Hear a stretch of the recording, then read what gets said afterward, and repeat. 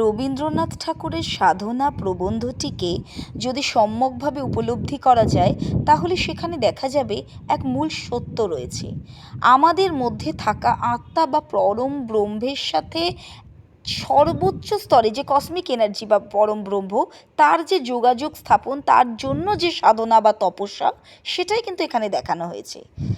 ঠিক আছে, consciousness of soul, যে মূল আত্মজাগরণের, চেতনা জাগরণের যে সত্য, সেটাও যেমন দেখানো হয়েছে, ঠিক তেমনি কিভাবে আমরা লোভ, হিংসা, চাহিদা, কামনা, বাসনা, অমঙ্গল এগুলোকে পেরিয়ে চেতনার শুদ্ধতম স্তরে বা অতীন্দ্রিয় স্তরে কিভাবে উন্নীত হব, সেটাও কিন্তু সাধনা প্রবন্ধে প্রতিভাত হয়েছে।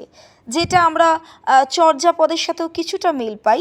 ইরা পিঙ্গলা আমাদের নিম্নমুখী চেতনায় ধাবিত করে, আর সুষুম্নার মধ্যে দিয়ে আমরা ঊর্ধ্বমুখী চেতনায় ধাবিত হয়ে রাধা তত্ত্বে পৌঁছই। এটাই সাধনা।